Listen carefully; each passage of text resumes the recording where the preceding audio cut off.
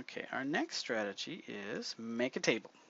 Okay, so the question is find two numbers whose sum is 10 and whose product is a max. Okay, so what I'm going to do is I'm going to make a table. And I'm going to say I got the first number, the second number, and the product. Okay.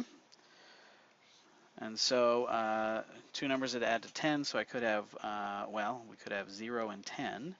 We could have 1 and 9, 2 and 8, 3 and 7, 4 and 6, 5 and 5.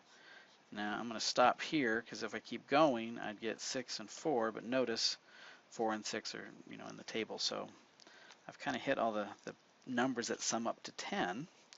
And then I'm going to look at the product. So 0 times 10 is 0. 1 times 9 is 9. 2 and 8, 16. 3 and 7, 21. 4 and 6 is 24. And then 5 and 5 is 25. Okay. And the maximum product is 25. So those are my two numbers.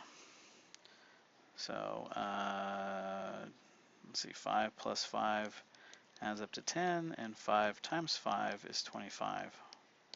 And so those are the two magic numbers that we're looking for. But notice how the table helped organize the thinking and helped us quickly see which one was the product.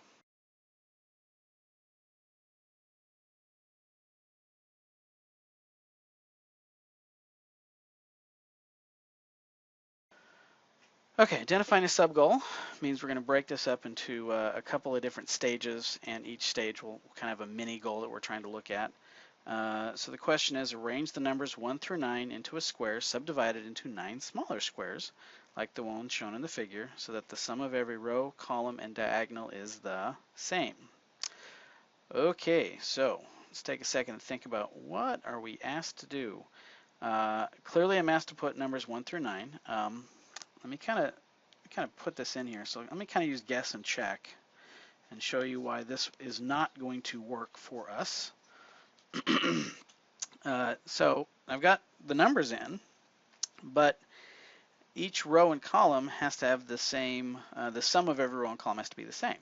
So when I add them together, I should get the same number. So 1 plus 2 plus 3, I get 6. But here we get 4 plus 5 plus 6. I don't got, see the problem? That would be 15. So already that's violating what we're told to do. So that's not going to work. But I see that that's the goal, is to find different ways to arrange the numbers. Okay. So let's kind of think towards, and I know it's kind of hard to think through a video, but take a minute and think about how you might go about doing this. So actually pause the video and think to yourself, what would I do? How would I work this out? And then come back to me. Okay, so hopefully you got a chance to think. I personally think that let's take a look at what if I knew what 1 through 9 adds up to. I know I've got to hit the same sum for all the 3 rows, so that means 3 numbers have to add up to the same thing, right? Well, what do all the numbers add up to? So if I had the total sum and I divided that by 3, then that would tell me what the row sum should be, okay? So let's see. So if I did 1 plus 2 plus 3 all the way up to 9, oops, can't forget 7. 7 is very important. Okay, now you can go grab a calculator or you can just work it out by hand, but what does it add up to? Adds up to 45. Okay, now I need 3 numbers to add up to 45. So, I'm sorry, I need three numbers together give me the same number. So if I divide 45 by 3, I get 15, which means any 3 numbers I pick have to have a sum of 15. Okay, so let's kind of think about different ways we could set this up. So I'm going to start with 9. What can I add? I got to add 2 more numbers to get 15 to show up here. So 9, maybe a 1, maybe a 5. Okay, so I get 15 there. Is there any other way to get 15 with the 9? So 9, how about 2, right? Well, obviously that's 4. 9 plus 3 plus 2. No, that's not right. So notice we're sort of running out of, let's see. Okay. What about 3? Can I do 9 plus 3? Well, 9 plus 3 gives me 12. And 12 plus another 3 gives me 50, but I don't have 2 3s to mess with, so that's not going to work for me. So let me go to 8. All right, 8 plus 1. 8 plus 1 is 9, and then that gives me 6. So that'll give me 15. 8 plus 2 plus 5. 8 plus 3. All right, so that gives me plus 4. Okay, 8 plus 4. Oh, we got a problem. Sorry, these other two are 15. 8 plus 4 is 12. And 12, no we don't, we're good. Plus 3, but that's already have that combination. So that combination's not different for us, so we can't use that. All right, so 7 plus 1, can I get away with 7 plus 1? Plus 6 gives us 15.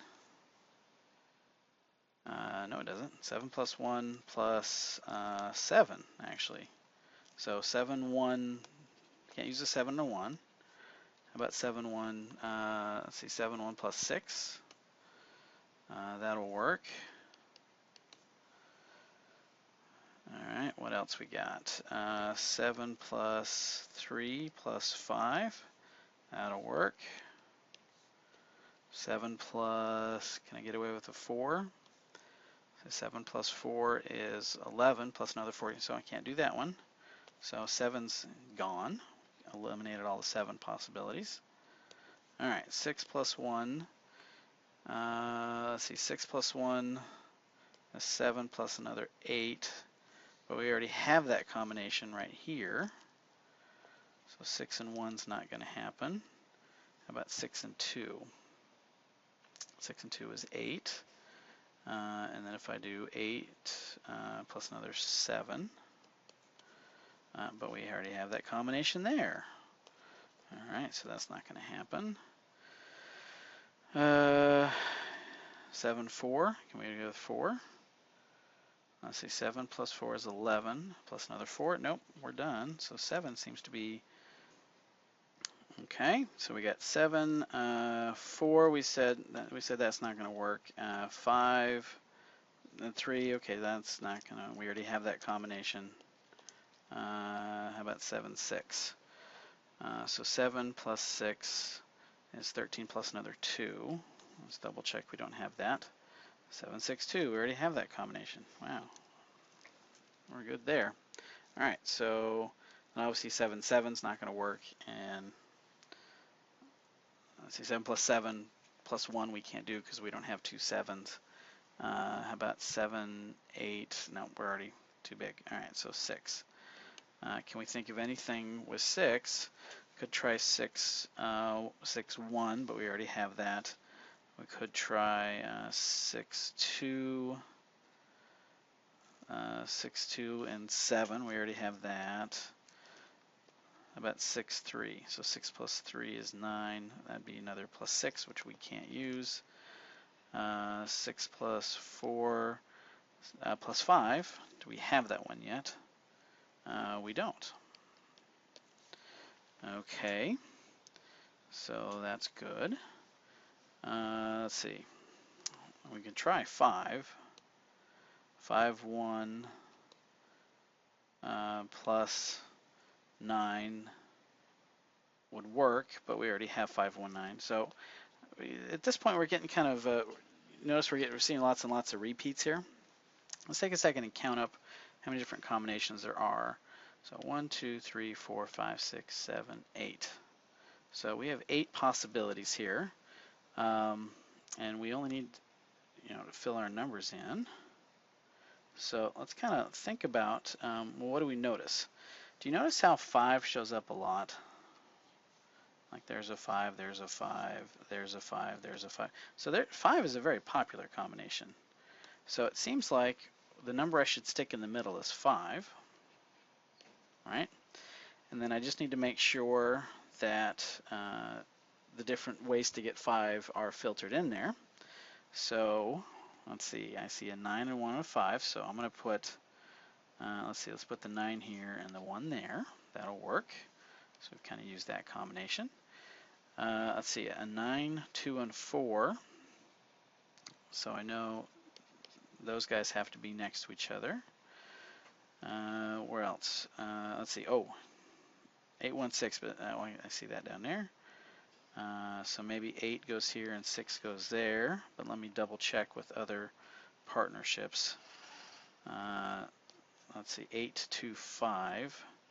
So 8, 2, 5 actually has to be connected. So I need to switch this 8 and 6 around. Okay, so then I got 8, 2, 5 there. So we're good. 8, 3, 4. Oh, there we go. 3's got to go there. And so what's that leave? That leaves a 7, and that in fact is one of our combinations. And then take a look. We got 7, 5, 3, 6, 4, 5. 6, 4, 5 is that other diagonal. So we got it. We were able to figure out a nice pattern to do that, but we had to have several stages. First we had to figure out what they all add up to, and what was the sort of like the average divided by 3, and what number do we get generally. And then we had to look at different combinations to figure out which ones add up to 15, and then we had to do a little logic to stick it in the puzzle. So it was a good problem. A lot of stages to this one.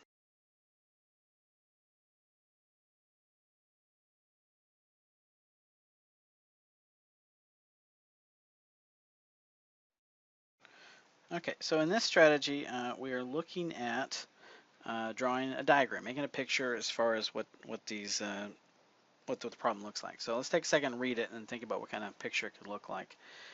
Bill and Jim ran a 50-meter race 3 times. The speed of the runners did not vary. In the first race, Jim was at the 45 mark when Bill crossed the finish line. Okay, so what do we know so far? We know there's 50 meters in the race. We know they ran it 3 times. We know there's 2 guys. We know they ran the same speed at each time. I guess that's a nice way of saying when they ran the race, how fast they were going didn't change. And then we're told that in the first race, Jim was at the 45 mark when Bill crossed the finish line. Okay, so we have 2 guys. Draw a little picture here. And we have a finish line.